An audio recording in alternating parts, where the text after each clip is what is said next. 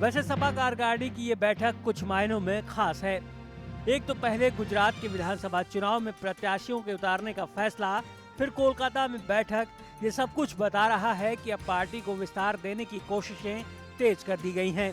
इसीलिए हिंदी बेल्ट से निकलकर गैर हिंदी भाषी राज्यों की तरफ रुख करने के साथ ही इसके आसपास के हिंदी राज्यों में पार्टी की नींव को मजबूत किया जा सके। उनके सामने सच्चाई नहीं आई। इतने घोटाले, इतना भ्रष्टाचार कभी किसी ने कभी सपना भी नहीं देखा था कैसा होगा।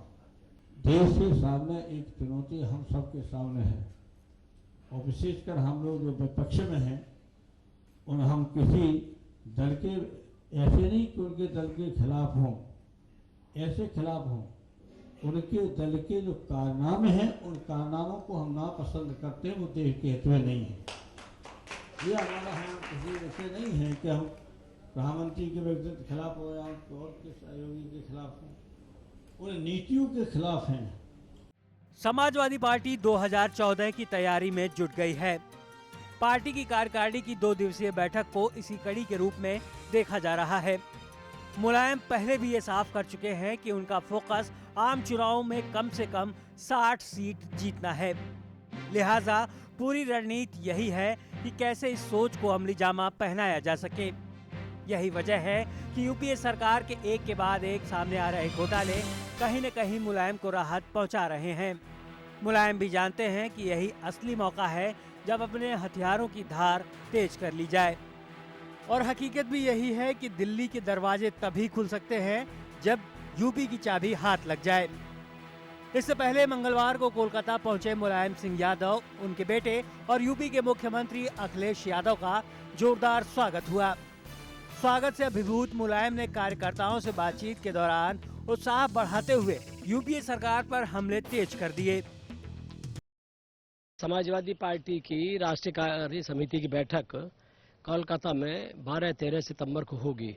देश और प्रदेश के जो मुद्दे हैं, राजनीतिक मुद्दे हैं, आर्थिक मुद्दे हैं, उन पर चर्चा होगी, प्रस्ताव पेश किया जाएगा और संसद में जो प्रमोशन में आरक्षण का मामला है इस पर भी चर्चा होगी और ये इसको और कैसे समाजवादी पार्टी संसद के बाहर सड़कों पर जनता के बीच में उठाएगी, उसकी रणनीति पर भी चर्चा होगी।